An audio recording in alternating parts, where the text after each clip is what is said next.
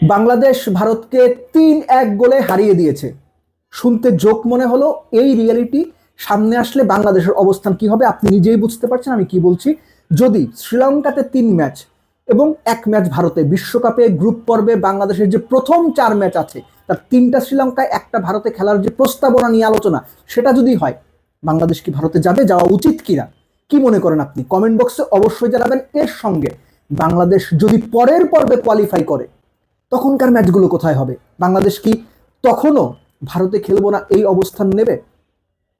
মুস্তাফিজ ইস্যুতে বাংলাদেশের যে অবস্থান সিকিউরিটি কনসার্ন নিয়ে, সেই অবস্থান 100% ভ্যালিড এবং একই সঙ্গে এই অবস্থানটা, বাংলাদেশের অবস্থানটা আইসিসিকে এবং ভারতীয় ক্রিকেট বোর্ডকে, দেশ এবং দেশের বাইরে মোটামুটি চাপে ফেলেছে, এটা নিয়ে অস্বীকার করার কোনো সুযোগ নাই। এখন কথা হচ্ছে, বাংলাদেশ যে অবস্থান নিয়েছিল কোনোভাবেই ভারতে বিশ্বকাপ খেলতে যাব না, একটা ম্যাচ খেলার জন্য প্রাথমিকভাবে বিশ্বকাপে যদি বাংলাদেশ যায়, যাওয়ার সিদ্ধান্ত নেয়, আমরা কি ক্রিকেট বোর্ড এবং সরকারকে সাপোর্ট করব, নাকি এই ব্যাপারটা আমরা বলবো যে না, প্রথমবার স্ট্যান্ড নিয়েছেন সেই স্ট্যান্ডেই থাকতে হবে? আসলে কি হওয়া উচিত? বিএসটিআই অনুমোদিত দেশের প্রথম electrolyte drinks active plus, be hydrated, stay active. কি হওয়া উচিত না উচিত তার চাইতে বড় কথা হচ্ছে, বাংলাদেশ যদি ৩ ম্যাচ শ্রীলঙ্কা, ১ ম্যাচ ভারতে প্রাথমিকভাবে এই শর্ত মেনে ভারতে বিশ্বকাপ খেলতে যায়, আমি পার্সোনালি ফিল করি বাংলাদেশের জয় হবে। জয়টা বাংলাদেশের, কেননা বাংলাদেশ যে অবস্থান নিয়েছে সেই অবস্থানে আইসিসি বাধ্য হয়ে বাংলাদেশের ৩ ম্যাচ সরিয়ে দিয়েছে বা সরাতে বাধ্য হয়েছে, এটা বাংলাদেশের জয়। একই সঙ্গে এটা একটা স্টেটমেন্ট এই জন্য যে যখন ডিগনিটি হার্ট করা হবে কিংবা যখন বাংলাদেশকে ইচ্ছাকৃতভাবে কোনো প্যাঁচে ফেলা হবে, তখন যেমন বাংলাদেশ চাইলে শক্ত অবস্থান নিতে পারে, ঠিক একইভাবে যখন বাংলাদেশ শক্ত অবস্থান নেওয়ার পর অন্যরা দুর্বল হয়ে বাংলাদেশের সেই অবস্থানকে সম্মান করে বাংলাদেশের জন্য পসিবল, সম্ভাব্য সবকিছু করার চেষ্টা করে, তখন যে বাংলাদেশ বন্ধুত্ব সুলভভাবে একই সঙ্গে রিজনেবলি পুরো ব্যাপারটা বিবেচনা করতে পারে, সেটার উদাহরণও হয়ে থাকবে। অর্থাৎ এক কথায়, এক ঢিলে ২ পাখি মারা। বাংলাদেশের যে শক্ত অবস্থান সেটার বার্তা চলে গেছে, ঠিক একইভাবে শক্ত অবস্থানের পরে আপনারা যখন নরম হয়ে বাংলাদেশের দাবি মেনেছেন বা প্রায় সবটাই মেনে নিয়েছেন, তখন বাংলাদেশ যে উদার হয়ে তার নিজের দিক থেকে ছাড় দিয়ে বিবেচনা করতে পারে, সেই মানসিকতা, সেই বড় মানসিকতা যে বাংলাদেশের আছে, সেটার একটা প্রমাণ হয়ে যাবে। আমি পার্সোনালি ফিল করি যে বাংলাদেশ হয়তো সেই অবস্থান নেবে, কেননা বিশ্বকাপ এত বড় একটা ইভেন্ট, সেটা না খেলাটা কোনো ক্ষতি না, কোনো সমস্যা নাই, এটা ভাই বাকওয়াস কথা। ক্ষতি অবশ্যই আছে, সমস্যা অবশ্যই আছে। সো সেটা মিনিমাইজ করে যদি খেলা যায়, আমার মনে হয় সেটা বাংলাদেশ ক্রিকেটের জন্য ভালো। এটা শুধুমাত্র ক্রিকেট বোর্ড টাকা পাবে, রেভিনিউ আসবে, এই ওই এগুলো না, এগুলো বাদ দিও, গ্লোবালি বাংলাদেশের ইমেজের জন্য সেটা ভালো। কেন ওই যে বলছিলাম, যদি এই ঘটনা ঘটে, জয়টা বাংলাদেশের হবে। আপনি এটা মানতে চাইলে না মানতে পারেন, কিন্তু আমি এইভাবেই দেখি। একই সঙ্গে প্রস্তাব উঠেছে যে পাকিস্তান বাংলাদেশের ম্যাচগুলো হোস্ট করার পক্ষে। মনে পড়ে যাচ্ছে ৩০ বছর আগে ১৯৯৬ বিশ্বকাপ, যেটা ভারত, পাকিস্তান, শ্রীলঙ্কা ৩ দেশ মিলে কো হোস্ট ছিল। যদি এই ঘটনা সত্যিকার অর্থে ঘটে, আগে যা বললাম সেরকম কোনো কিছু যদি না ঘটে, যে শ্রীলঙ্কাতে ৩ ম্যাচ, ভারতে ১ ম্যাচ বাংলাদেশ মানলো না, কোনোভাবেই মানলো না, তাহলে পাকিস্তানে গিয়ে বাংলাদেশ ম্যাচগুলো খেলবে, আপনি নিশ্চিত থাকেন এটা হবে না। এটা হবার কোনো কারণ নাই। ২টা দেশ কো হোস্ট, থার্ড হোস্ট নেওয়া হবে এবং সেটা পাকিস্তানের মতো দেশে বিসিসিআই সেটা মেনে নেবে, এটা আপনি বিশ্বাস করেন? এটা আপনি সিরিয়াসলি বিশ্বাস করেন? পাকিস্তান একটা বাড়ি দিয়ে দেখতেছে কি হয়। বাড়ি তারা দিতে পারে, অসুবিধা নেই, কিন্তু এই বাড়িতে মানে আওয়াজ খুব একটা হবে না। আইডিয়ালি যে প্রস্তাবটা সম্ভাব্য বা যেটা নিয়ে আলোচনা হচ্ছে, আমার মনে হয় বাংলাদেশ রেশনালি বিষয়টা চিন্তা করবে এবং ক্রিকেটারদের সেই সুযোগটা দেবে। কেননা ক্রিকেটাররা কিন্তু বলেছে তারা বিশ্বকাপটা খেলতে চায়। আপনি যদি ক্রিকেটারদের বিভিন্ন মন্তব্য দেখেন, আপনি সেই গ্লিমসটা পাবেন যে ক্রিকেটাররা বিশ্বকাপ খেলার পক্ষে। তবে অবশ্যই বাংলাদেশের জায়গা থেকে অবস্থান, সুদৃঢ় অবস্থান থেকে অনেক বেশি ছাড় দিয়ে না, কিছু ছাড় অবশ্যই দেওয়া যায়। এর আগে একটা আলোচনা আমি বলেছিলাম যে নেগোসিয়েশন মানেই হচ্ছে কেউ একটু বেশি ছাড় দেবে, কেউ একটু কম ছাড় দেবে, কেউ একটু বেশি লাভ করবে, কেউ একটু কম লাভ করবে, তাতেই একটা জায়গাতে আসা যায় যে ২ পক্ষ মিলেই উইন উইন সিচুয়েশন। কিন্তু নেগোসিয়েশন করতে গিয়ে যদি 0 পয়েন্ট থেকে আপনি পয়েন্ট অফ নো রিটার্নে চলে আসেন, তাহলে সমস্যা, যেটা ভবিষ্যতের জন্য বাজে রেফারেন্স হয়ে থাকে। আশা করব বাংলাদেশ টিম বা বাংলাদেশ ক্রিকেট বোর্ড বা বাংলাদেশ সরকারের কাছে যদি যৌক্তিক প্রস্তাব আসে, যেটা বাংলাদেশকে আপার হ্যান্ডে রাখবে এবং একই সঙ্গে বাংলাদেশের ডিগনিটিকে সমুন্নত রাখবে এবং একই সঙ্গে বাংলাদেশ যে স্ট্রং অবস্থানের এগেনস্টে উদারভাবে চিন্তা করতে পারে সেই উদাহরণও রাখবে, এরকম পরিস্থিতি তৈরি হয়, যেটা আমি আগেই আলোচনা করেছি, তাহলে বাংলাদেশের অবশ্যই পুরো ব্যাপারটা পজিটিভলি দেখা উচিত। তারপরেও যদি কোনোভাবে না মানা যায়, না মানা সম্ভব হয়, তাহলে বাংলাদেশ বিশ্বকাপ খেলবে না, দ্যাট ইজ কনফার্ম। কিন্তু যদি সুযোগ থাকে একটু ছাড় দিয়ে, একটু র্যাশনাল হয়ে বাংলাদেশ যদি বিবেচনা করে, আমার মনে হয় যে এই সুযোগটা বাংলাদেশকে অবশ্যই আপার হ্যান্ডে রাখবে। ভারতে টি-20 বিশ্বকাপ চলাকালীন উগ্র ধর্মীয় মৌলবাদ সক্রিয় হবার আশঙ্কার কথা আইসিসির চিঠিতে বাংলাদেশকে জানানো হয়েছে। এবার আপনি কি বলবেন? কোনো মন গড়া কথা না। ডেভিড মাস্কার, যিনি আইসিসির নিরাপত্তা কর্মকর্তা, 8ই জানুয়ারি বিসিবিকে একটা মেইল দেয়।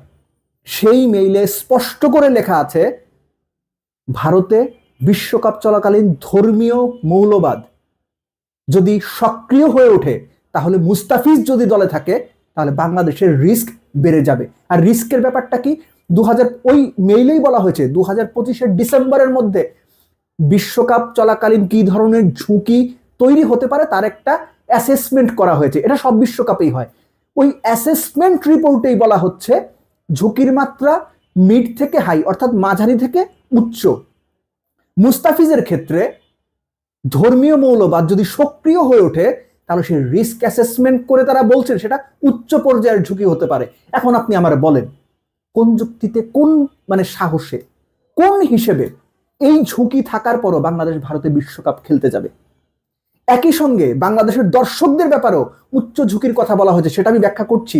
এর সঙ্গে ছোট্ট করে যোগ করি, অনেকেই বলার চেষ্টা করছেন বিশ্বকাপ না খেললে কোনো ক্ষতি নাই, কিচ্ছু যায় আসে না। ব্যাপারটা কি এতই সহজ? আসলেই তাই। প্রাণ সসের মাখামাখি টেস্ট বার্গারকে করে তোলে আরো ইয়ামি, আরো জোস। প্রাণ সস, সসের বস। আসলেই তাই কিনা সেটা আমি ব্যাখ্যা করছি। তার আগে বলি, ডক্টর ডেভিড মাস্কারের ওই রিপোর্টেই বলা হয়েছে যে বাংলাদেশের ক্ষেত্রে এই ঝুঁকি কিংবা এই থ্রেট লেভেলটা একটু হাই, একটু না বেশ হাই, মাঝারি থেকে হাই। অন্যান্য দলের ক্ষেত্রে কিছু ক্ষেত্রে স্বাভাবিক, কিন্তু বাংলাদেশের ক্ষেত্রে হাই। বাংলাদেশের দর্শকরা যদি, অনেকবার এই আলোচনাটা হয়েছে, আমিও আলোচনা করেছি, বাংলাদেশের পতাকা নিয়ে জার্সি পরে খেলার মাঠে, বাইরে, দোকানে, রেস্টুরেন্টে, একা হাঁটে, 5 জন হাঁটে, তাদের যে রিস্ক কিংবা তাদের জন্য যে নিরাপত্তার ঝুঁকি তৈরি হবে, সেটা উচ্চ পর্যায়ের ঝুঁকি। এখন এত কিছু জানার পরে আইসিসির রিপোর্টেই যখন এই ঝুঁকির কথা বলা হচ্ছে, তখন আপনি হইলে কি ডিসিশন নিতেন? লেটস সে ধরেন আপনি একটা পরিবারের প্রধান, আপনার পরিবারের 20 জন মানুষ আছে, 5 জন মানুষ কোনো একটা জায়গায় আছে, ওই জায়গায় আপনার পরিবারের 5 জন গেলে এরকম ঝুঁকি হইতে পারে, আপনি পাঠাইতেন? ভাই, আমি তো পাঠাইতাম না, আপনি পাঠাইলে পাঠাইতে পারেন। সো বাংলাদেশ ক্রিকেট বোর্ড এবং বাংলাদেশ সরকার, অনেক ইফস অ্যান্ড বাটস রয়েছে, এর ভেতরেও অনেক গল্প রয়েছে, কিন্তু এই যে ঝুঁকি, এই ঝুঁকিটা অ্যাসেস করে বাংলাদেশের পক্ষে বিশ্বকাপে ভারতে বাংলাদেশ দলকে খেলতে পাঠানোর সিদ্ধান্ত নেওয়া কোনোভাবেই সঠিক সিদ্ধান্ত বলে আমি মনে করি না। আমি শুরু থেকেই এই কথাটা বলে আসছি যে বাংলাদেশে রিস্ক অ্যাসেসমেন্ট করে যে পরিস্থিতিটা তৈরি হওয়ার সম্ভাবনা রয়েছে, সেটা হিসেব করে আসলে যাওয়া যায় না, যাওয়া হয় না। এ কারণেই বাংলাদেশ যৌক্তিকভাবে বাংলাদেশের ম্যাচগুলো সরিয়ে নেওয়ার বা শ্রীলঙ্কাতে আয়োজন করার জন্য রিকোয়েস্ট করেছে আইসিসিকে। এখন আইসিসি যদি মেনে নেয়, ভালো, আমরা বিশ্বকাপ দেখবো, দল পারফরমেন্স যেমনই করুক, আনন্দ করব, চিয়ার করব দলের জন্য। আর কোনোভাবেই যদি সেটা সম্ভব না হয়, কপাল খারাপ, একটা বিশ্বকাপ থেকে আমাদের বঞ্চিত হতে হবে।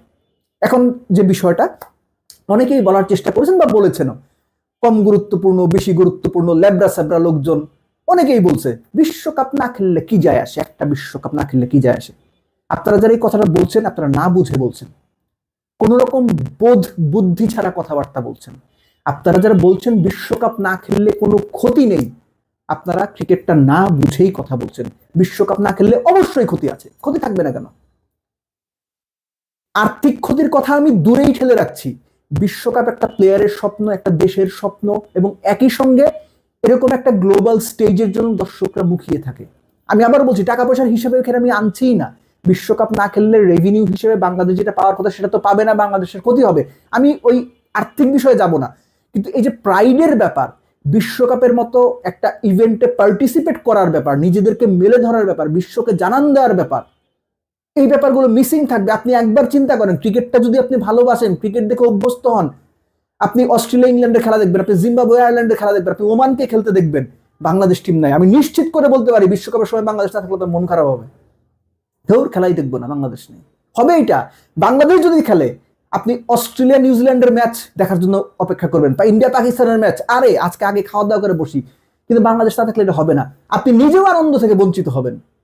কিন্তু ওই যে বাংলাদেশ ওই রিস্ক কিংবা ঝুঁকি মাথায় নিয়ে বিশ্বকাপে যেতে পারে না। কথা হচ্ছে যে বিশ্বকাপে না খেলতে পারার যে ক্ষতি, এবং বাংলাদেশ ঝুঁকি নিয়ে ভারতে বিশ্বকাপ খেলতে যাওয়ার যে সিদ্ধান্ত, আমি অলওয়েজ দ্বিতীয়টার পক্ষে। অর্থাৎ ঝুঁকি নিয়ে ভারতে বিশ্বকাপ খেলতে না যাওয়ার যে সিদ্ধান্ত, আমি সেটার পক্ষে। আমি জানি আমাদের লস হবে, আমি জানি একটা বিশ্বকাপ না খেলতে পারা বা না খেলা, বিশ্বকাপ খেলা থেকে বঞ্চিত হওয়া বেশ বড় ক্ষতি, আমি বেশ বড় ক্ষতি মনে করি এটাকে। কিন্তু কিছু করার নাই, এই ক্ষতিটা আমাদের মেনে নিতে হবে, এই ক্ষতিটা আমাদের সহ্য করতে হবে, এবং এই ক্ষতিটা আমাদেরকে অনেকখানি পিছিয়েও দেবে বলে আমি মনে করি। সো এটা আমাদের মেনে নেওয়ার মানসিকতা থাকাটা জরুরি। কিন্তু ওই যে কম্প্রোমাইজ করে এই সিচুয়েশনে ভারতে বিশ্বকাপ আসলে খেলতে যাওয়া যায় না, কোনোভাবেই যাওয়া যায় না। লজিক্যালি যদি চিন্তা করেন যায় না, কিন্তু তার মানে এই না বিশ্বকাপে না যাওয়া মানে আমাদের কিছু যায় আসে না, কোনো ক্ষতি হবে না। এটা যারা বলছেন তারা সঠিক কথা বলছেন না, তারা না বুঝে কথা বলছেন, গায়ের জোরে কথা বলছেন, গোয়ার তুমি কথা বলছেন, এগুলোর কোনো মানে নেই। আমি বিশ্বকাপ না খেলাটা যে ক্ষতি, এটা যেমন মেনে নিচ্ছি, এটা আমি মানি, এবং একই সঙ্গে ভারতে যে নিরাপত্তা ঝুঁকি তৈরি হয়েছে বাংলাদেশ দল, বাংলাদেশের সাপোর্টার, বাংলাদেশের গণমাধ্যম কর্মীদের জন্য, সেই ঝুঁকি মাথায় নিয়ে বিশ্বকাপ খেলতে ভারতে যাওয়া যায় না, যাওয়া যায় না, যাওয়া উচিত হবে না। এটাও আমি সাপোর্ট করি, এটাই আমি প্রথমে সাপোর্ট করি, এবং সাপোর্ট করি বলেই বিশ্বকাপ না খেলার বা না খেলতে পারার যে কষ্ট বা ক্ষতি, সেটা আমি মেনে নিতে বাধ্য হচ্ছে। কিন্তু বিশ্বকাপ না খেললে কোনো ক্ষতি নাই, কিচ্ছু যায় আসে না, প্লিজ এটা বলেন না। এটা বলা মানে আপনি নির্বোধের মতো কথা বলছেন।